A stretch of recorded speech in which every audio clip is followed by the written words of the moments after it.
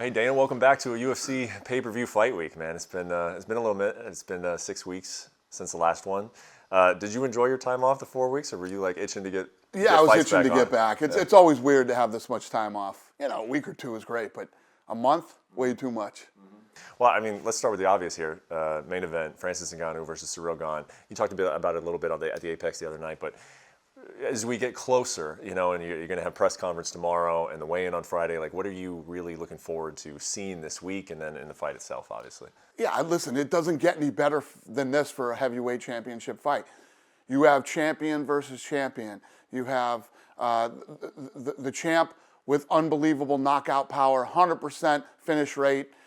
You have the interim champion, undefeated 10-0. Stylistically, I mean, this guy is probably the best striker in the history of the sport. And you throw in contract negotiations, all the bad blood between the camps, and it just, Vince couldn't write a script better than this. Yeah, and what's fun about these pay-per-view events is it's almost like the week itself is an event, because you get to see them interact at the press conference and stare down, and then the weigh-in, obviously. So it's all just like this build-up, right? So, like, for you just as a fan, like which part of that are you looking most forward to, like out of these two? I love it all. I mean, it was exciting. We landed here today. We're in Anaheim. The press conference, the weigh-ins, the fight itself. It's good to be back in California. Broke the gate record in Anaheim, 5 million. The Rolling Stones are 3.5. So we have the number 1 and number 3 all-time gate at the Honda Center. To be back in Southern Cal, you know, the co-main and main event, the crowd's going to be going nuts over both of those, and just everything about this event is fun. Stylistically, how do you see them matching up? Like, what kind of fight do you think we're going to get out of these two? I think that you're going to have Francis, going for the big knockout punch, and you're going to have Ciryl standing on the outside trying to pick them apart. What's fun about this too is it's not. You don't have like a great jiu-jitsu guy against a knockout artist. So the BJJ guy's got to get him down to the ground. It's going to be a stand-up fight. I think there's going to be, I don't think these two are going to run out and start blasting each other. I think they're going to be a little tentative at first. They're going to start to feel each other out, and then by halfway through the second round, probably start opening it up and, throwing some punches. Can you just kind of talk about, just personally, sort of the evolution of Ciryl Gane for you? Because, he came in with not a ton of experience. He had kickboxing, but not a ton of MMA experience. And you were critical of some of his performances, where you thought he was a lot better than the guy, didn't find a way to finish him. Have you've completely come around on him now? Well, it's not that I was ever not around on him. It's that, everybody wants to see an exciting fight. When you get the build-up and the hype for a big heavyweight fight, and he has that style where he sits on the outside and he picks you apart, and he can find your weaknesses in the stand-up immediately, and it doesn't always make for the most exciting fight. Whereas Francis is either going to come out and knock you dead because he's got a 100% finish rate, or you're going to figure out a way to get him down to the ground and and beat him up for 3 or 5 rounds and win the fight. Yeah. You said it yourself that there's some contract negotiations going into this fight. Does it feel like going in like this is going to be Francis's last fight in the UFC? Like, do you have that kind of feeling, or do you feel like you want to keep him around and move forward with him? How does it feel going into this? I honestly don't know.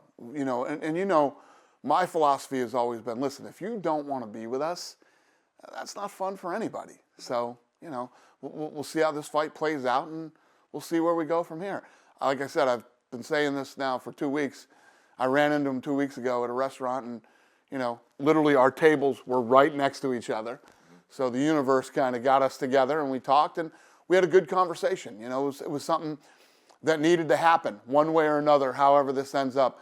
That conversation needed to happen. It did, and it was a very good conversation, and we'll see how it goes. You feel like Jon Jones is kind of present at all in this build-up, in this fight, the result of it? Like, do you feel his presence at all? 100%. He's absolutely sitting back at home and watching and seeing how this plays out. I think that as soon as the fight is over, either way, however this fight ends and whoever wins we'll probably hear from him on social media. Shouldn't he be? We might even hear from him during the fight. I don't know. Yeah, I mean, he's known for tweeting quite a bit, especially after fights are over. Shouldn't he be here though? Like wouldn't that be fun? Like have him front row, maybe even bring him in the like you guys have done that before, and it's always been pretty exciting when it happens. It'd be great for Jon to be here, but I think Jon will probably be better off at home.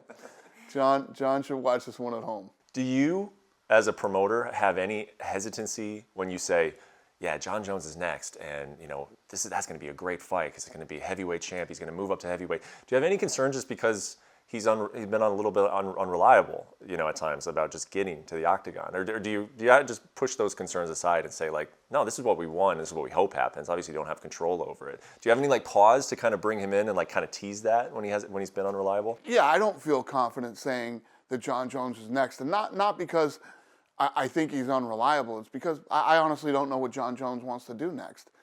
I think Jon's going to watch this fight and, he'll decide maybe he doesn't fight at heavyweight. Maybe he goes back and tries to regain the light heavyweight championship. I honestly don't know the answer to that question.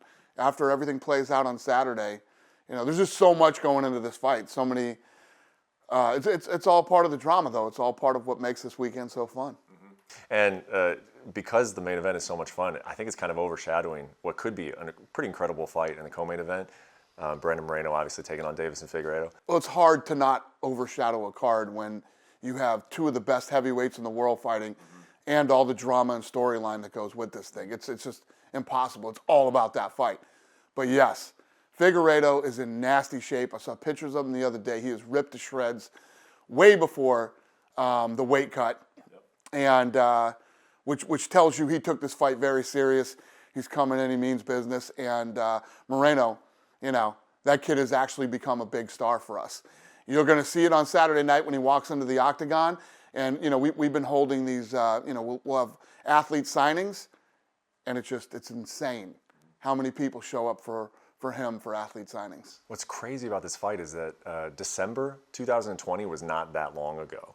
And that's when they fought the first time. And just remember what we were thinking about this matchup going into the first one versus what we were thinking about this matchup going into the third one. I mean, it has completely changed over the course of less than, 2 years. Figueiredo is an absolute savage. I mean, this guy comes in with bad intentions and wants to take you out. And I don't know if he didn't take Moreno serious or didn't think that this guy had any chance to win. But that's not the case going into this one. And now you see Figueiredo reinvigorated, taking this serious, in ridiculous. I mean, I don't know if I've ever seen a guy that ripped as he was 3-4 days ago. So imagine what he's going to look like. Exactly. Wait till the weight cut. And this guy's going to be shredded. And what that tells you when he's that ripped that early is that he did it the right way and he's in good shape. So it should be an absolutely badass fight. What else are you looking forward to on this card? You got Poirier. I mean, obviously he's a guy, a prospect who's looked good. Michel Pereira, he's always fun. Barcelos. What kind of stands out on this card? I mean, the whole card is awesome. There's some prospects. There's some guys that should have been here a long time ago, and now they're finally getting their chance and in a good spot in the co-main event on ESPN in the prelims. And there's a lot to be excited about on this card. It's a fun card. Nate Diaz tweeted today, and he's been eyeing this fight with Dustin Poirier. It seems like it's something he wants. He said, UFC considered this my signature to fight this guy. Stop. I want to make sure I get this right. Quit slowing down the real fight game is what he says. He's basically saying he wants a fight. He wants it with Dustin Poirier.